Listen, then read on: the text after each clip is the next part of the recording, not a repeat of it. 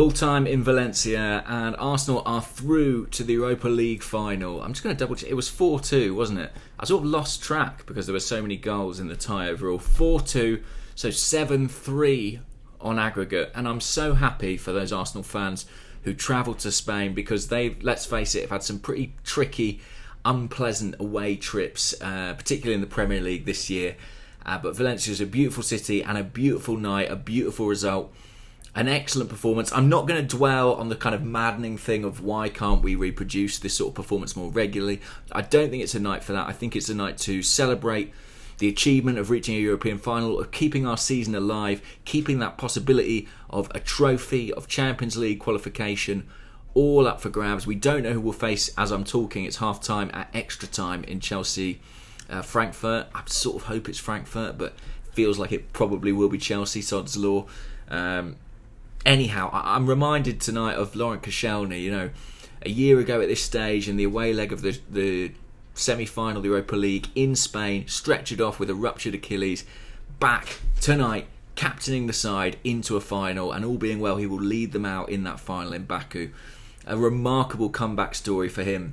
And a remarkable performance tonight from Pierre-Emerick Aubameyang. His first Arsenal hat-trick. What a brilliant hat-trick too. The first finish was excellent. Outside the box, actually. Unusually for him. He's done that a few times this season. The second, all about instinct, movement. A classic Aubameyang goal. And the third, wow, what a finish after a great run too. So he was brilliant. Lacazette was brilliant.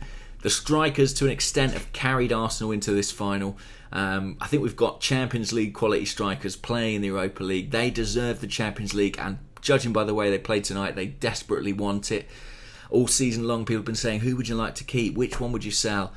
It's time to stop those discussions because Arsenal are lucky to have two strikers of this calibre available and playing and scoring goals.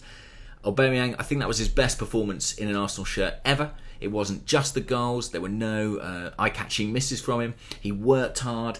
And they're a perfect partnership. You know, they're like an old-fashioned partnership. Although Lacazette's the smaller man, he's the hold-up guy. And Aubameyang's someone who runs in behind, who finds space, and a sort of pure predatory finisher. A word for Lacazette, what a brilliant goal it was from him. Great footwork in the box. I think that's an underrated part of his game. And he found the space to bend that shot into the far corner. Might have had another after Aubameyang pulled back in the first half. His shot clipped the outside of the post. Defensively, we struggled a little bit early on. Maitland-Niles and Kolasinac were a bit exposed at wing-back, but we were able to lean into our strength. That front two, Emery stuck with the front two tonight, and it was a decision that paid big dividends. Henrik Mkhitaryan came off the bench and was pretty good in that Mesut Ozil role behind the striker. Maybe it's just me, and maybe it's because I'm just seeing him late on in games. I almost feel like Mkhitaryan might be more suited to playing behind Aubameyang and Lacazette in that fashion than Ozil. He's just very busy in that part of the pitch, and I think he's more comfortable in wide areas, which is where he's often asked to play. Something for Emery to think about because there are question marks over whether Aubameyang will even be allowed to the country due to the issues with the politics in Armenia in that part of the world. Fingers crossed he is, because I think we need him, and he's a guy who scored, of course, in the Europa League final once for Manchester United. Look, this has been a really tough week with Spurs and Liverpool making the Champions League final. I think for us to go out at this stage would have been particularly painful in that context. And it's been a really frustrating week after the Brighton result, after our Premier League form. We keep alive those Champions League hopes. We keep alive the hopes of a trophy. We keep alive the hopes of a week in which Tottenham lose a European final and we win one.